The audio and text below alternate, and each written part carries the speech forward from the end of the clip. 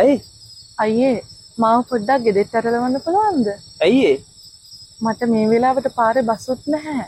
ඔයාට පුළුවන් ද මාව ගෙදෙට්ට ගිහින් දාන්න? කොහෙද ගෙවල් තියෙන්නේ? මට හරියටම මතකයක් නැහැ අයියේ. පොඩ්ඩක් ඉන්න. ඔයා කොහමද ඔයාගේ ගෙදරට යන පාර හරියට දන්නේ නැත්තේ? ඒක දිග කතාවක් අයියේ. මම ඔයාට කියන්නම්. මම ජීවිතේ කවදාවත් තනියම ගෙදරින් එළියට ඇවිල්ලා නැහැ. මේක මගේ පළවෙනි වතාව.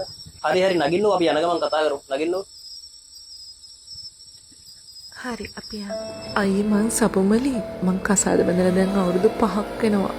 එයාගේ බීමත්කම හින්දා මං හැමදාම විඳවනවා. එයා රට වටේම යාළුවොත් එක්ක ගෑනුත් එක්ක රෝන්දෙ ගහලා ආවට මට ගෙදරින් එළියටවත් බහින්න දීලා නැහැ. මගේ යාළුවෙක්ට අම්මට තාත්තටවත් මට කෝල් එකකින්වත් කතා කරන්න දෙන්නේ නැහැ. මං තනිකරම ජීවත් වෙන්නේ අපායකයි.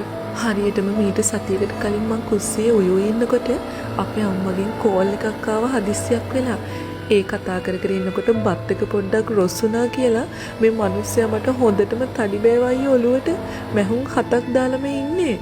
ඔන්න ඔය ඉස්සරහ දෙවෙනි ගෙදර.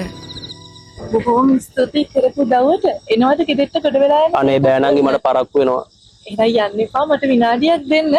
අද අපේ ගෙදර දාන ගියා. මම ඔයාලට රස බත් එකක් අරන් ඉක්මනට එන්න. හරි එහෙනම් ඉක්මනට එන්න.